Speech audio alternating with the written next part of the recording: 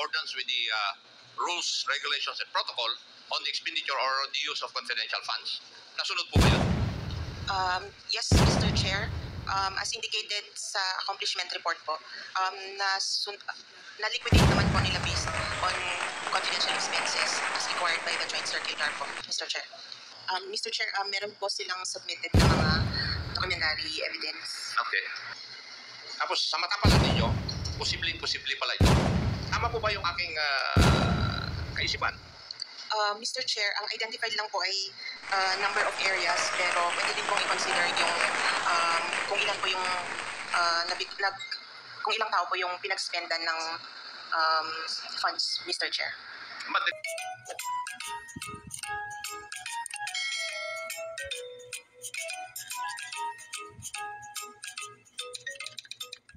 Is yung COA audit report nyo regarding the office of the OVP regarding the use of the amount of 125 million under line item confidential expenses.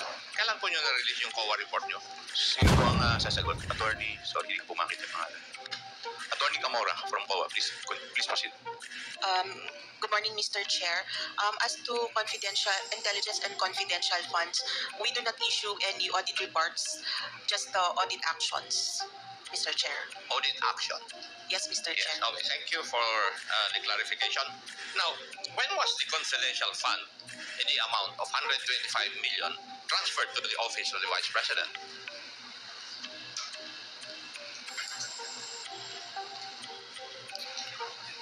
Sino pa sasagot? It was in December. Attorney Camora? December. Mr. Chair, may I be clarified? The cash advance, Mr. Chair? Yes, when was the fund, the 125 million amount transferred to the office of the Vice President? Mr. Chair, the fund was received on December 20, 2022, Mr. Okay. Chair. Thank you. Now, on 25 September 2023, according to reports, kayo po ay nag-confirm, maybe because of reports na galing po sa Office of the Vice President na the amount of 125 million confidential funds was spent in 11 days. Mr. Chair, based on their liquidation reports, opo. Kayo po ang nagsabi nito in your report. Wala pong report, Mr. Chair, but audit action po. Oh, it's an audit action. At Yes, kinukonfirm Mr. nyo Chair. na yung amount na 125 million was spent by the Office of the Vice President in 11 days. And that would be amounting to 11.3 thereabouts million per day. Would that be correct? Tama po ba yan? Mr. Chair, may I ask for the question to be repeated? Ano ba? Uulitin ko po? Opo.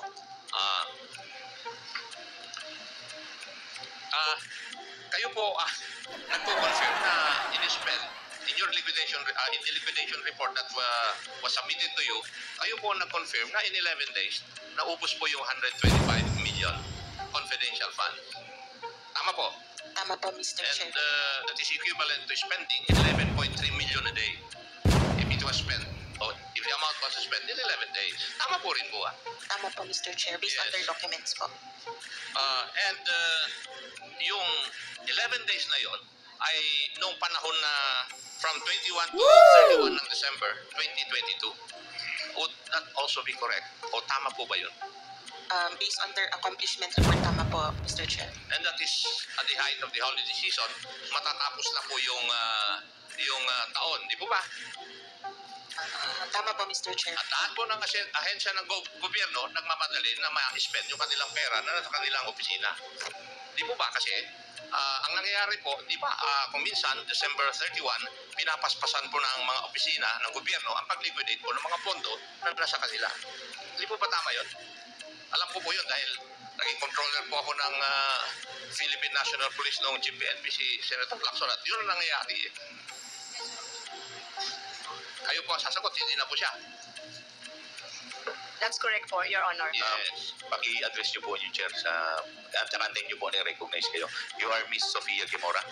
Yes, Your Honor. Okay, please continue. Kasi minamadali po nila ng mga ehensya dahil if you notice, yung buwan ng Disyembre, normally it has four non-working holidays. So, 4 na ang nabawas sa 11 days para gastusin mo. Tama rin po ba?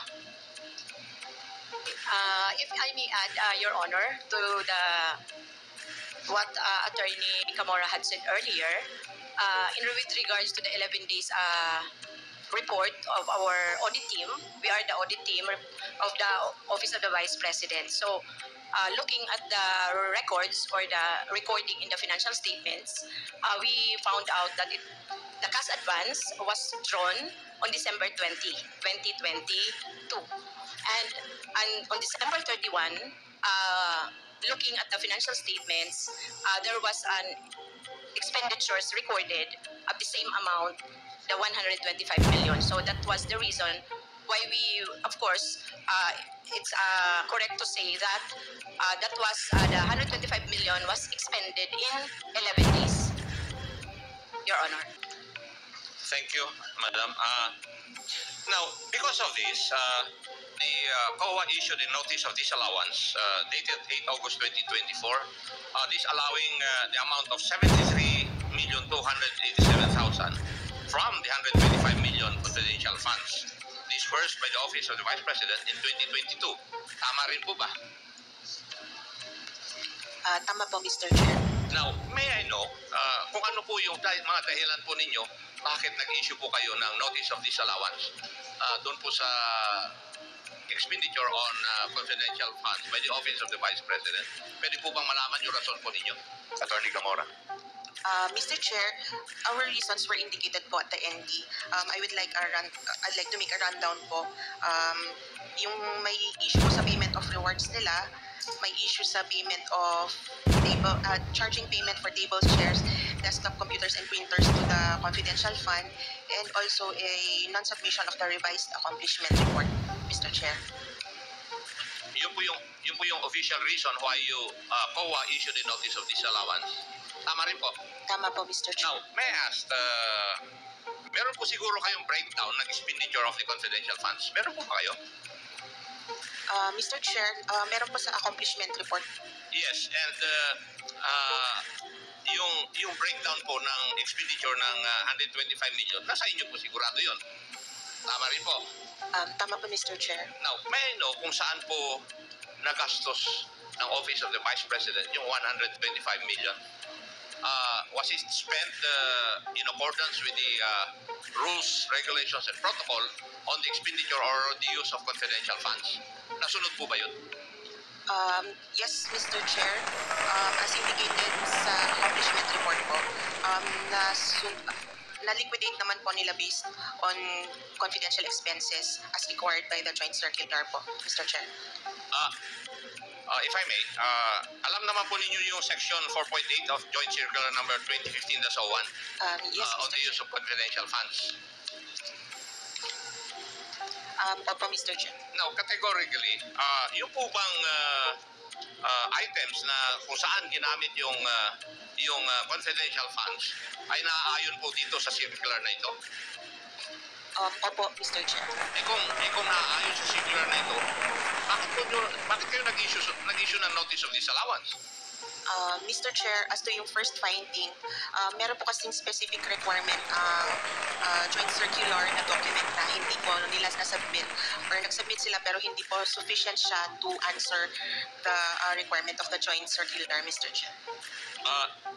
Na-mention kanina ni Chairman, the Honorable John Chua, na in the accomplishment report of the President, if I remember it right, meron pong ginamit na yung surveillance in 132 places. Tama ba Mr. Chair? Yung Areas po yun. narinig ko na yun. 132 areas po. Yes. Yung 125 million, parang ginamit po yan in 132 areas. Yes, and accordingly, it was 100% compliance. Hindi po ba sa tingin ng COA, medyo ito? Medyo imposible. Mr. Chair, parang based on other parang okay lang naman po siya.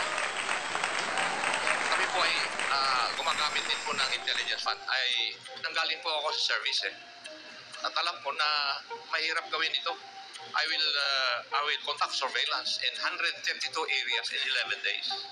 Tapos kayo ngayon sa COA, sinasabi ninyo na posible pala ito. Samantalang kami on the ground na gumagawa nito noong ako'y nasa serbisyo, nahihirapan po kami. So, what is your basis na pwedeng sabihin na posible ito, Madam COA?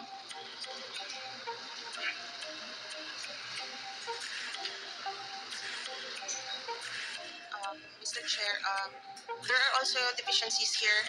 No, tinatanong ko lang po kayo kasi sa mata po ng COA, yung mag-conduct ka ng surveillance activities in 132 areas in 11 days, para sa amin po na gumagawa nito in our use of intelligence funds na ako po yung nasa servisyo, nahirapan po kami. Tapos sa mata pala ninyo, posible pala ito. Tama po ba yung aking kaisipan? Mr. Chair, ang identified lang po ay number of areas, pero pwede din pong i-consider yung kung ilan po yung kung ilang tao po yung pinag-spendan ng funds, Mr. Chair. But the liquidation report does not say so. Yes, Mr. Chair, but In-assume na lang ninyo yun eh. Mr. Chair, meron po silang submitted na mga documentary evidence. Okay. Mr. Chair, those would be the questions that I would ask, I have asked from COA. Yun po yung akin nihanda. The others would pertain to Madam Gina F. Acosta. So, marami pong salamat, Mr. Chair, for the opportunity to interpolate. Thank you.